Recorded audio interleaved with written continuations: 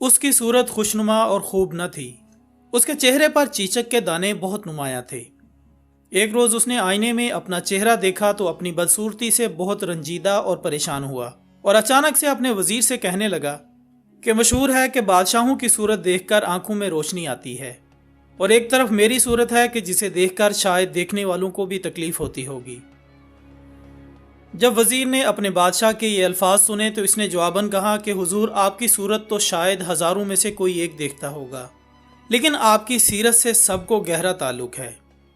اگر آپ عمدہ سیرت کے حامل ہو جاؤ گے اور ہمیشہ ہی ایسے رہو گے تو لوگوں میں آپ کو ہر دل عزیزی حاصل ہوگی۔ جب بادشاہ نے اپنے وزیر کا یہ جواب سنا تو اس کی بات پر عمر بھر عمل کیا۔ 35 سال حکومت کی اور 63 سال کی عمر میں وفات پائی۔ سامعین گرامی، دنیا اسے بت شکن فاتح سومنات اور سلطان محمود غزنوی کے نام سے جانتی ہے۔ وہ تمام دنیاوی اور دینی خوبیوں کا مجموعہ تھا۔ اپنی دلیری و شجاعت، عدل و انصاف، انتظام سلطنت اور فتوحات کی بنا پر دنیا کے گوشے گوشے میں مشہور تھا۔ اس کی مارکہ آرائیوں کا اصل سبب یہ تھا کہ اسلام اور انصاف کی برکات کو پھیلایا جائے اور ظلم و تشدد کی بنیادوں کو ڈھایا جائے۔ اس کی بہادری، جرأت مندی اور استقلال کا یہ عالم تھا کہ میدان جنگ میں سیلاب کی طرح بڑھتا ہی چلا جاتا، اور انصاف پسندی کا یہ عالم تھا کہ دور و نزدیک ہر مقام پر اس کی انصاف پسندی کا بول بالا تھا۔ خواتین حضرات، تاریخ طبری میں ہے کہ ایک دن سلطان محمود غزنوی حسب معمول دربار میں بیٹھے تھے۔ عام لوگ اپنی عرضیاں اور شکایات پیش کر رہے تھے کہ ایک شخص نے آ کر عرض کی، حضور، میری شکایت نہایت سنگین ہے اور کچھ اس قسم کی ہے کہ میں اسے برسر دربار سب کے سامنے پیش نہیں کر سکتا۔ چنانچہ سلطان یہ سن کر فوراً اٹھ کھڑے ہوئے اور سائل کو خلوت خانے میں لے جا کر پوچھا کہ تمہیں کیا شکایت ہے۔ سائل نے عرض کیا، حضور، ایک عرصے سے آپ کے بھانجے نے یہ طریقہ اختیار کر رکھا ہے کہ وہ مسلح ہو کر میرے مکان پر آتا ہے اور مجھے مار پیٹ کر باہر نکال دیتا ہے، اور خود جا کر جبراً میرے گھر میں گھس کر میری بیوی کے ساتھ غلط کام کرتا ہے۔ غزنی کی کوئی عدالت ایسی نہیں جس میں میں نے اس ظلم کی فریاد نہ کی ہو، لیکن کسی کو انصاف کرنے کی جرت نہیں ہوئی۔ ہر کوئی آپ کے بھانجے کا سن کر چپ کر جاتا ہے۔ جب میں ہر طرف سے مایوس ہو گیا تو آج مجبوراً جہاں پناہ کی بارگاہ عالیہ میں انصاف کے لیے حاضر ہوا ہوں۔ خالق حقیقی نے آپ کو اپنی مخلوق کا محافظ و نگہبان بنایا ہے۔ قیامت کے روز رعایا اور کمزوروں پر مظالم کے نتیجے میں آپ خدائے قہار کے روبرو جواب دہ ہوں گے۔ اگر آپ نے میرے حال پر رحم فرما کر انصاف کیا تو بہتر، ورنہ میں اس معاملے کو منتقم حقیقی کے سپرد کر کے اس کے روبرو عنایت فیصلہ تک انتظار کروں گا۔ دوستو، سلطان پر اس واقعے کا اتنا گہرا اثر ہوا کہ وہ بے اختیار آبدیدہ ہو گئے اور سائل سے کہا کہ تم سب سے پہلے میرے پاس کیوں نہیں آئے؟ تم نے ناحق اب تک یہ ظلم کیوں برداشت کیا؟ سائل نے عرض کیا کہ حضور، میں کافی عرصے سے اس کوشش میں لگا ہوا تھا کہ کسی طرح بارگاہ سلطانی تک پہنچ پاؤں، مگر دربانوں اور چوبداروں کی قدغن نے کامیاب نہ ہونے دیا۔ خدا تعالیٰ ہی جانتا ہے کہ میں آج کس تدبیر سے یہاں تک پہنچا ہوں۔ مجھ جیسے غریبوں اور مظلوموں کو یہ بات کہاں نصیب ہے کہ جب چاہیں بے دھڑک دربار سلطانی میں حاضر ہو جائیں اور سلطان کو اپنے درد دل کی کہانی سنا سکیں۔ قصہ مختصر ناظرین، سلطان نے سائل کو اطمینان اور دلاسا دے کر تاکید کی کہ اس ملاقات اور گفتگو کا کسی سے ذکر نہ کرنا، اور جس وقت بھی وہ شخص تمہارے گھر آئے اسی وقت مجھے اس کی اطلاع کر دینا۔ میں اس کو ایسی عبرتناک سزا دوں گا کہ آئندہ دوسروں کو ایسے مظالم کرنے کی جرت نہ ہو سکے گی۔ سائل نے عرض کیا کہ حضور، مجھ جیسے بے کس و بے یار و مددگار کے لیے یہ کیسے ممکن ہو سکے گا کہ جب چاہوں بلا کسی مزاحمت کے خدمت سلطانی میں حاضر ہو جاؤں اور اطلاع دے سکوں۔ سلطان نے یہ سن کر دربانوں کو طلب کیا اور سائل کو ان سے روشناس کرا کے حکم دیا کہ یہ شخص جس وقت بھی آئے ہمارے پاس پہنچا دیا جائے اور کسی طرح کی مزاحمت نہ کی جائے۔ اب خواتین و حضرات، اس ملاقات کے بعد 2 راتیں گزر چکی تھیں مگر سائل نہ آیا۔ سلطان کو تشویش ہوئی کہ نامعلوم غریب مظلوم کو کیا حادثہ پیش آیا ہے۔ ابھی وہ اسی فکر میں پریشان تھے کہ تیسری رات کو سائل دوڑتا ہوا آستانہ شاہی پر پہنچا۔ اطلاع ملتے ہی سلطان فی الفور باہر نکلے اور سائل کے ہمراہ اس کے گھر پہنچ کر اپنی آنکھوں سے وہ سب کچھ دیکھ لیا جو سائل نے انہیں بتایا تھا۔ کمرے میں شمع جل رہی تھی، سلطان نے شمع گل کر دی اور خود خنجر نکال کر اس بدکار کو قتل کر دیا۔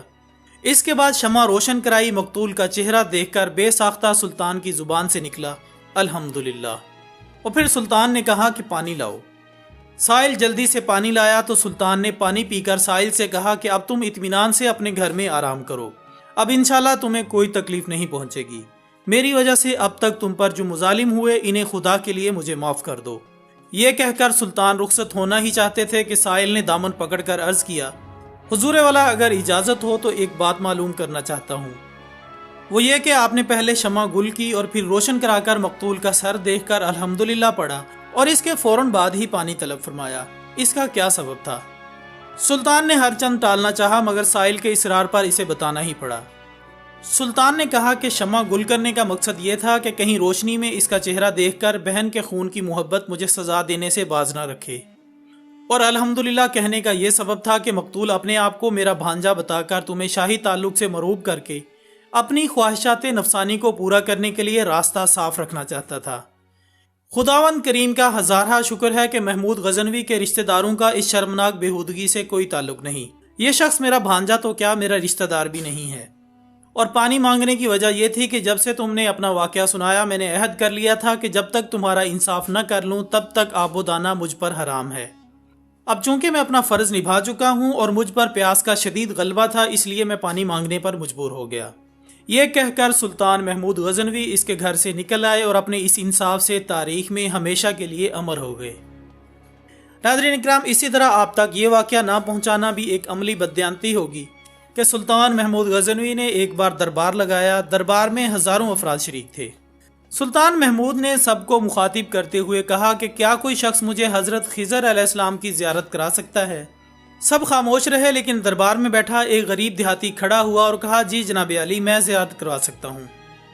اور جب سلطان نے شرط پوچھی تو عرض کرنے لگا کہ مجھے 6 ماہ دریا کے کنارے چلا کاٹنا ہوگا، لیکن مسئلہ یہ ہے کہ میں محنت مزدوری کرنے والا ایک غریب آدمی ہوں، اگر آپ میرے گھر کا خرچہ اٹھائیں تو میں یہ کام بآسانی کر لوں گا۔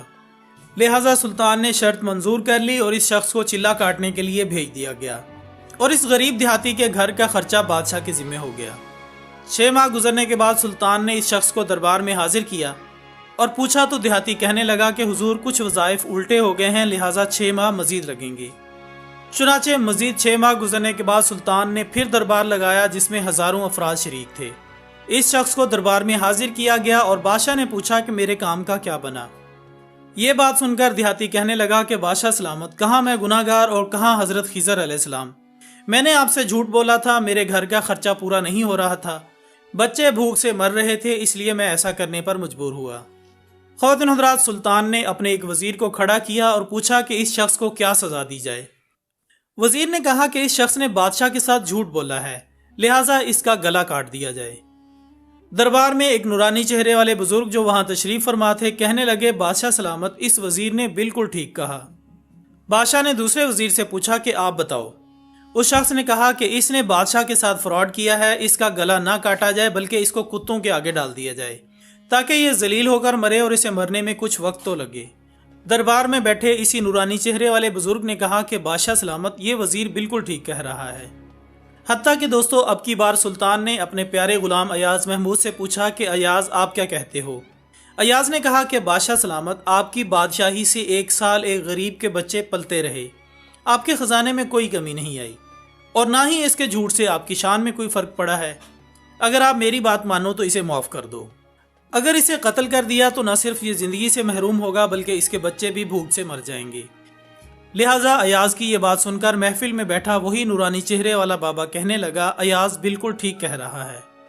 ناظرین، سلطان محمود غزنوی نے اس بابا کو بلایا اور پوچھا کہ آپ نے ہر وزیر کے فیصلے کو درست کہا، اس کی وجہ مجھے سمجھائی جائے۔ بابا جی کہنے لگے کہ بادشاہ سلامت، پہلے نمبر پر جس وزیر نے کہا کہ اس کا گلا کاٹ دیا جائے وہ قوم کا کسائی ہے، اور کسائی کا کام ہے گلے کاٹنا۔ اس نے اپنا خاندانی رنگ دکھایا، غلطی اس کی نہیں آپ کی ہے، آپ نے ایک کسائی کو وزیر بنا لیا۔